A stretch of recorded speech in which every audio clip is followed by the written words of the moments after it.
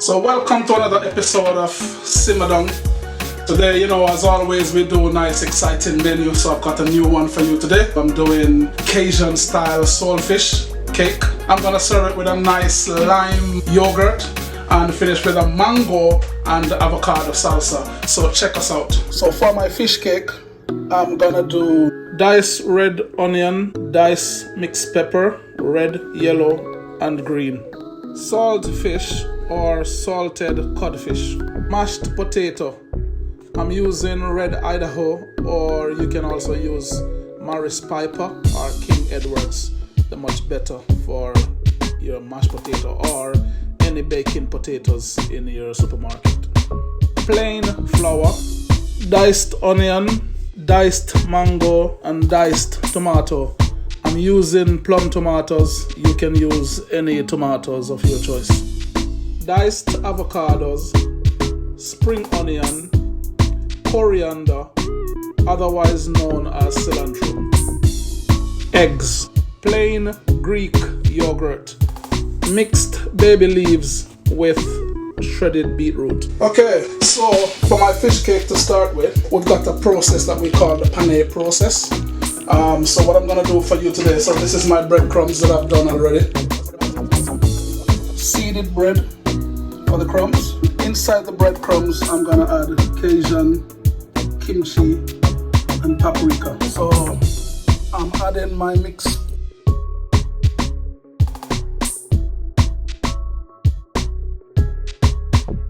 I showed you in the video already how this one is done. And the pané process is flour, bread, and eggs. I'm gonna show you how I'm gonna sweat down my vegetables, which is my peppers, onion, and my spring onion, and with my saltfish. Okay, so if you notice, the oil is hot now. So what I'm gonna do half of this veg, and that's gonna incorporate into the mix. So I'm putting some of my peppers, onion,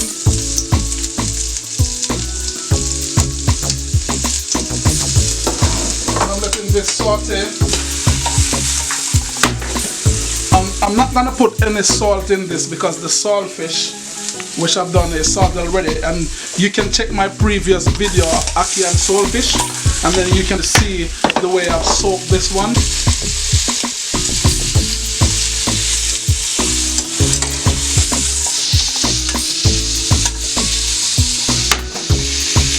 And the reason I'm doing the veg like this, because what I want to do, I want to retain the flavor and all those juice from the veg, so, and then that will disperse into the fish cake. Then cracked pepper, and then lastly some coriander, and I want this rustic.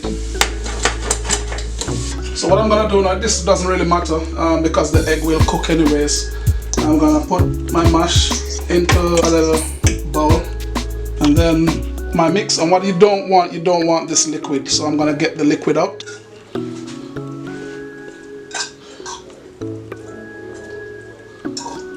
If you look at this, you see more fish than potato. So what you want is fish and not potato. So, a lot of people try to make fish cake and it tastes more potato than fish. It's fish cake and not potato cake, okay? So that's very important. Cakes now. So if you've got one of these cutters, then you can use one of these. I'm gonna show you one freestyle. If you haven't got one, you can improvise in other ways as well.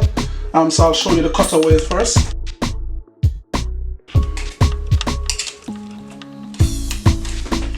You can always give it a nice little shape as well if you want.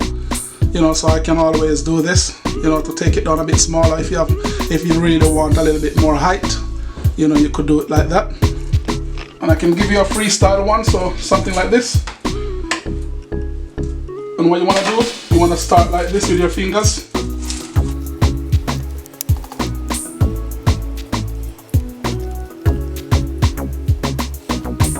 So that's the freestyle one. So my next stage I'm gonna do a pané stage, and pané in French is to coat in breadcrumbs. Starting with your flour, then your eggs, and then your breadcrumb. And that's the process of panéing or pané. So I coat in the flour evenly on all sides. Then slightly dust excess flour off. Insert into my egg wash or egg mix, into my breadcrumbs. And one of the key things is when you start the breadcrumb, you'll see it starts to lose shape. Usually, if you leave this in your refrigerator for maybe 3 to 4 hours, then the potato will get firm up, and you know it's easier to handle when you pan it. And then what you can do, once it's done, you can start to reshape again. And you can always just dust a little breadcrumbs on top. And bear in mind, don't watch the messiness, you know, you just get that off your hands again, and then you start again with the next process. And then, you know, just slowly incorporate that inside the pan. So all I'm trying to do is get nice color. And if you notice, as soon as this starts to get crispy, because I'm gonna finish it off in the oven and I'll show you the rest of the procedures.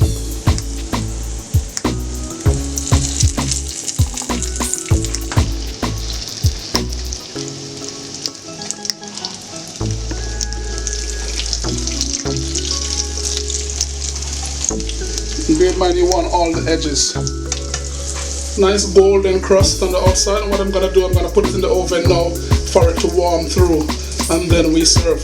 It's very, very simple, very, very straightforward. What you can always do is try to keep the shape, keep nice shape so you can still form your shapes, you know, so they retain that nice shape that you're after. So now this is the one I've done with my hands. So I freestyle with this one. This one is the ring, both of them is a ring, but I kind of get this one a bit smaller. So now in the oven, 6 to 7 minutes. Once it's warm through, and then it's okay. 180 degrees Celsius.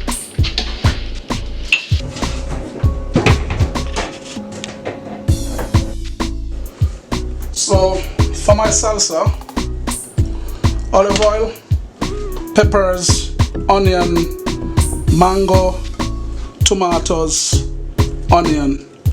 And all I'm gonna do is combine all the above together. My avocado and spring onion. My olive oil. And I'm using lime. So I'm using some lime juice.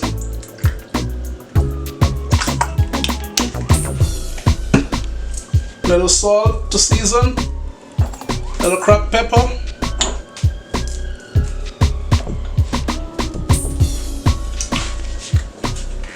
so for my yogurt I'm using lime again, so it's a lime yogurt, and I'm using Alpro, which is the soya version instead of dairy.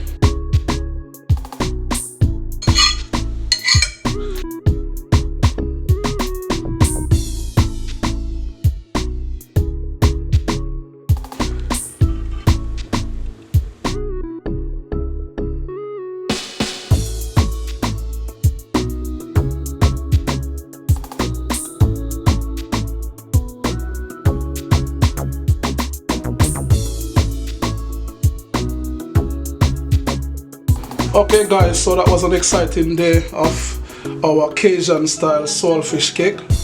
I'm just gonna show you what it looks like in the middle. You know, and that's what it looks like. You see that nice fish texture, you know, less potato. And then that nice mango avocado salsa that really complements it with that lime yogurt. And it's just very simple, guys. So thanks again guys for watching Simma Dung channel. And I hope this one was refreshing, you know, and you guys have little insight as to little tips that you can do, you know, to create some simple dish that's deemed poor people food. You know what I mean? And as you notice, you know, we turn this into, you know, a nice little bistro type food basically. You know, this is what you want to do at home. You know, so thanks again for watching. Don't forget to like, subscribe, share, you know, and leave a comment. Hasta la vista. Yum, yum, yum.